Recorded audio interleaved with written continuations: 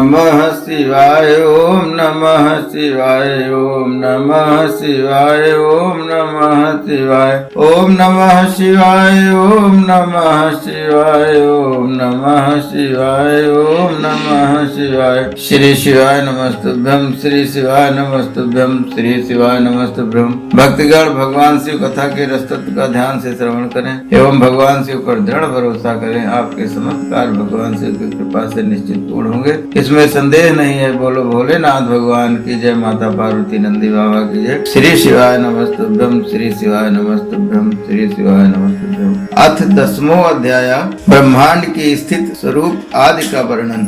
वायु बोले, पहले ईश्वर की आज्ञा से पुरुष से समन्वित अव्यक्त से बुद्ध आदि से लेकर विशेष पर्यंत सभी विकार क्रमशः उत्पन्न हुए। इसके बाद उन्हीं विकारों से रुद्र, विष्णु एवं पितामह ये 3 जगत कारण भूत देवता उत्पन्न हुए। तत्पश्चात उन्होंने ब्रह्मा आदि को इस संसार में सभी जगह व्याप्त रहने वाली अप्रतिहत शक्ति, अप्रतम ज्ञान, आदिमत, मादि, ऐश्वर्य और सृष्टि, स्थिति तथा लय इन 3 कार्यों का सामर्थ्य प्रदान किया। इस प्रकार उन ब्रह्मादि देवों को प्रभुत्व से अनुग्रहित करते हुए उन पर महेश्वर प्रसन्न हुए। उन्होंने कल्पांतर में स्पर्धा रहित तथा निर्भ्रांत बुद्धि वाले इन देवगणों को सृष्टि, स्थित एवं प्रलय का कार्य क्रम से सौंपा। ये देवगण परस्पर उत्पन्न होकर आपस में एक दूसरे को धारण करते हैं और परस्पर एक दूसरे का अनुवर्तन करते हुए वृद्ध को प्राप्त होते रहते हैं। कभी ब्रह्मा, कभी विष्णु तथा कभी रुद्र प्रशंसित होते हैं, परंतु इससे उनके ऐश्वर्य की न्यूनता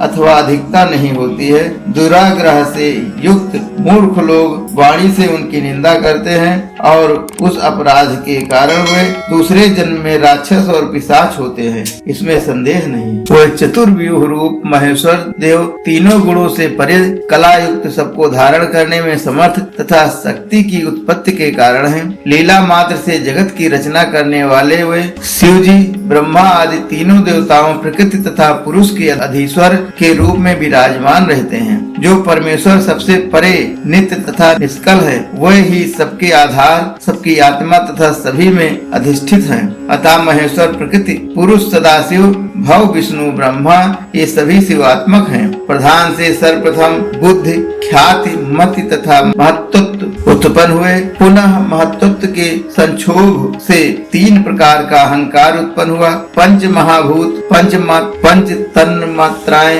एवं इंद्रियां ये अहंकार से उत्पन्न हुए। तत्व प्रधान उस वैकारिक अहंकार से सात्विक सर्ग उत्पन्न हुआ। यह वैकारिक सर्ग एक साथ ही प्रवृत्ति होता है। 5 कर्मेंद्रिया, 5 ज्ञानेन्द्रिया, इन 10 इंद्रियों के अतिरिक्त 11वां मन भी एक इंद्रिय है जो अपने गुणों से कर्मेंद्रिय एवं ज्ञानेन्द्रिय दोनों हैं, ये उत्पन्न हुए। तामस अहंकार से महाभूतों तथा तन्मात्राओं की उत्पत्ति हुई। पंचभूतों से पहले उत्पन्न होने के कारण उसे भूतादि कहा जाता है। भूतादि अहंकार से सर्वप्रथम शब्द तन्मात्रा की उत्पत्ति हुई, जिससे आकाश उत्पन्न हुआ। आकाश से स्पर्श उत्पन्न हुआ, स्पर्श से वायु की उत्पत्ति हुई, वायु से रूप, रूप से तेज, तेज से रस उत्पन्न हुआ, रस से जल उत्पन्न हुआ, जल से गंध उत्पन्न हुआ और गंध से पृथ्वी उत्पन्न हुई। और इन पंचभूतों द्वारा अन्य चराचर की उत्पत्ति हुई। वे पुरुष के अधिष्ठित होने से और अभिव्यक्त के अनुग्रह से महत्त्व से लेकर विशेष पर्यंत समस्त ब्रह्मांड की उत्पत्ति करते हैं। इस प्रकार का जब ब्रह्मा जी का कार्य कारण भाव सिद्ध हो गया, तब उस अन्न में ब्रह्म संज्ञक क्षेत्रज्ञ वृद्धि को प्राप्त होने लगा। वही प्रथम शरीरी है और उसी को पुरुष भी कहा जाता है। प्राणियों के कर्ता वही ब्रह्मा सबसे पहले उत्पन्न हुए। तदंतर क्षेत्राभिमानी उन ब्रह्मा जी की ज्ञान वैराग्य से युक्त धर्मेश्वर प्रदायिनी अतुलनीय ब्रह्मी बुद्धि उत्पन्न हुई। उन ब्रह्मा जी ने अपने मन में जो जो कामना की वह सब अव्यक्त प्रकृति से उत्पन्न हुई। वे ब्रह्मा जी स्वभावतः त्रिगुण के वशीभूत एवं कृत के सापेक्ष होने के कारण अपने को 3 रूपों में विभक्त कर त्रैलोक में भली भांति अधिष्ठित होते हैं और इन तीनों रूपों के द्वारा सृजन, पालन तथा संहार करते हैं। वे सृष्टि करते समय चतुर्मुख ब्रह्मा,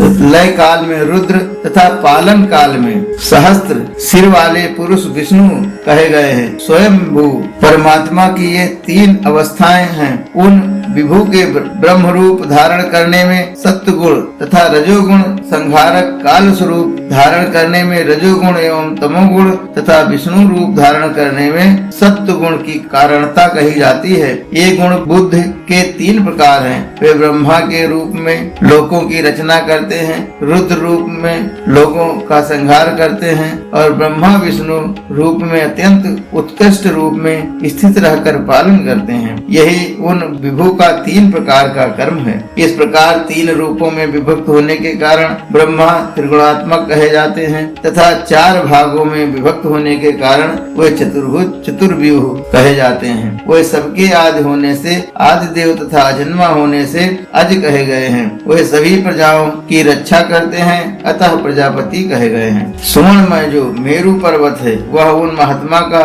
गर्भाशय है। समुद्र उस गर्भ का जल है तथा पर्वत जरायु है। उस अंड में ये लोक स्थित है। इसी के भीतर नक्षत्र, ग्रह, वायु के सहित सूर्य तथा चंद्रमा और यह संपूर्ण जगत स्थित है। यह अंड 12 से अपने 10 गुने परिमाण वाले जल से व्याप्त है। जल 12 से अपने से 10 गुने परिमाण वाले तेजस से व्याप्त है और तेज भी 12 से अपने से 10 गुने परिमाण वाले वायु से व्याप्त है। वायु आकाश से आवृत है और आकाश भूतादि से आवृत है। भूतादि महान से और महान अव्यक्त तत्व से आवृत है। इस प्रकार यह ब्रह्मांड बाहर से इन 7 आवरणों से घिरा हुआ है। ये 8 प्रकृतियां एक दूसरे को आवर्त कर स्थित हैं। हे ब्राह्मणों, ये सृष्टि, पालन तथा संहार का कार्य करती रहती है। इस प्रकार ये एक दूसरे से उत्पन्न होकर एक दूसरे को धारण करते हैं। इनका परस्पर आधार आधेय भाव से विकारियों में विकार होता है। जिस प्रकार कछुआ पहले अपने अंगों को फैलाकर पुनः समेट लेता है,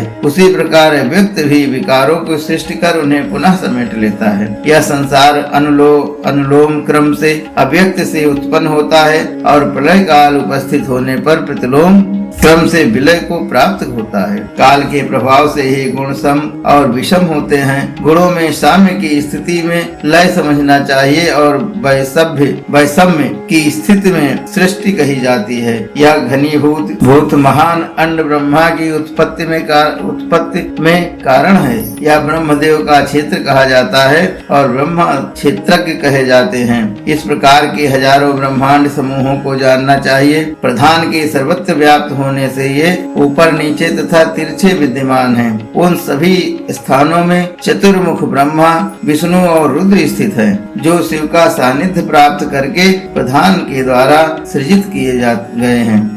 महेश्वर अव्यक्त से परे हैं। यह अंड अव्यक्त से उत्पन्न हुआ है। अंड से विभू ब्रह्मा उत्पन्न हुए हैं और उन्होंने ही इन लोगों की रचना की है। मैंने प्रथम प्रवृत्ति हुई अबुद्धि पूर्वा प्रधान सृष्टि का वर्णन किया, जिसका अंत काल में तक लय हो जाता है। यह चेष्टा ईश्वर की लीला मात्र है। वह जो ब्रह्मा जगत का प्रधान कारण, अप्रमेय, प्रकृति का उत्पादक, आदि मध्य अंत से रहित, अनंत वीर, सत्य गुणान्वित होने पर शुक्ल वर्ण, रजो गुणान्वित होने से रक्त वर्ण तथा सृष्टिकर्ता पुरुष से युक्त है। वह जगत के उत्पादक रजोगुण की अभिवृद्धि के द्वारा लोक की संतान परंपरा की वृद्धि में हेतुभूत 8 विकारों को सृष्टि के आदि काल में उत्पन्न करता है और अंत में उसको लय कर देता है। प्रकृति द्वारा स्थापित किए गए कारणों की जो स्थिति एवं पुनः प्रवृत्ति है, वह सब अप्रकृत ऐश्वर्य वाले महेश्वर के संकल्प मात्र से संभव होती है। बोलो भोलेनाथ भगवान की जय। माता पार्वती नंदी बाबा की जय। श्री शिवाय नमस्तुभ्यम, श्री शिवाय नमस्तुभ्यम, श्री शिवाय नमस्तुभ्यम। खाली न जाता कोई दर से तुम्हारे, खाली न जाता कोई दर से तुम्हारे। मैं भी खड़ी हूँ नन्हे बाहें पसारे, अपने हृदय से लगा लो गिरा जा रहा हूँ, उठा लो